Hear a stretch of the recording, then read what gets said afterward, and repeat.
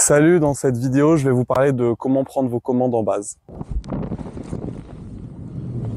Être rapide aux commandes, ça a trois objectifs. Gérer rapidement une ouverture qui est non axée, donc un 180. Gérer rapidement une mauvaise ouverture comme un nœud de tension ou un line-over.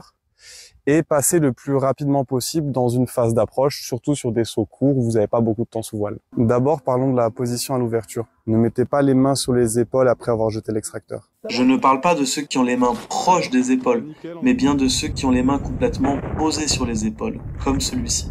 En faisant ça, vous perdez en stabilité et vous êtes moins ancré dans l'air.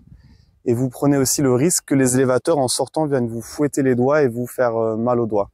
Alors qu'en gardant les mains tranquilles devant, vous êtes ancré dans l'air, vous êtes plus stable et les mains viendront naturellement se positionner sur les commandes.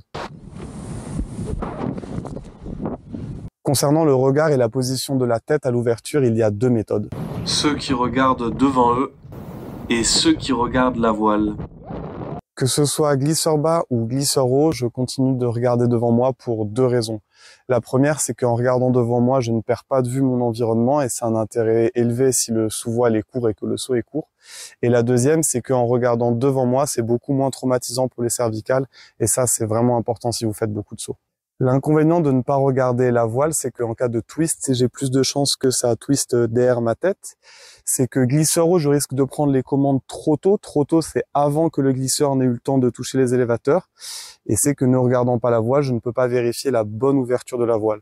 Cependant, vous verrez qu'avec le temps, la sensation aux commandes suffit à savoir si la voile est bien ouverte ou non. Concernant le débat prendre les arrières ou prendre les commandes, je préfère prendre les commandes parce qu'en prenant les commandes, vous serez tout aussi rapide si vous vous entraînez.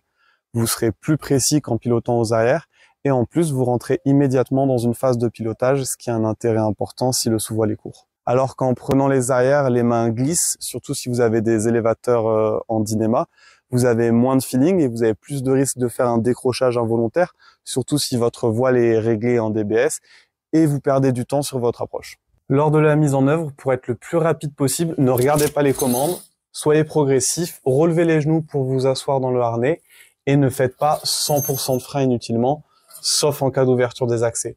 Ne faites pas non plus bras haut immédiatement. Ceci pourra générer une abattée de la voile et un rappel pendulaire, ce qui vous ferait perdre de la hauteur, encore plus en static line. Sauf si vous utilisez un point peu freiné avec une voile que vous connaissez bien dans un objectif d'atteindre rapidement une finesse max. Dans l'idéal, essayez de dévelcroter de haut en bas. Et si la commande a du mal à venir, c'est sûrement que le velcro est neuf. Dans ce cas, vous pouvez mettre soit un morceau de velcro mâle sur la partie femelle de la commande, soit mettre un morceau de velcro femelle sur la partie mâle des élévateurs. En résumé, glisseur bas, je suis le plus rapide possible aux commandes et je passe par une phase de 100% de frein seulement si j'ai un 180 pour me donner une seconde pour respirer et pour pouvoir faire une marche arrière avant de faire une demi-vrille. Alors que glisseur haut, l'ouverture étant plus progressive, j'accompagne la descente du glisseur en tenant les élévateurs. Ce qui limite les orientations que vous pourrez contrer en vous appuyant sur les élévateurs et sur le harnais.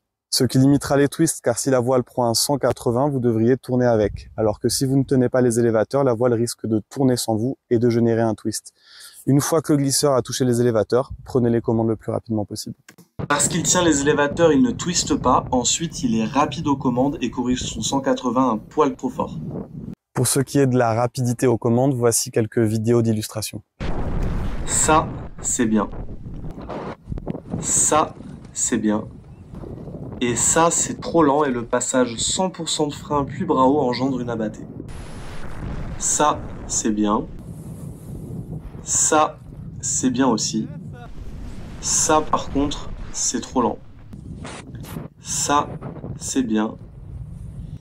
Et ça, c'est rapide et c'est bien corrigé. Là, je rate la commande, mais heureusement, je m'en rends compte vite tout en gardant du frein à droite, ce qui n'a donc pas trop d'influence. Ça, c'est bien. Ça, c'est bien aussi.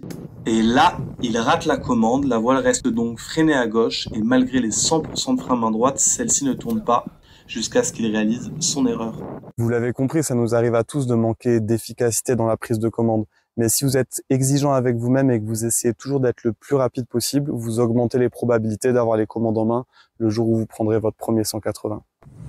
Bon, même si c'est pas un 180, j'aurais pu passer par une phase 100% de frein pour gagner encore plus en efficacité. J'espère que cette vidéo vous sera utile et si vous n'avez pas la chance de vous entraîner sur un portique, faites-le sur des sauts faciles.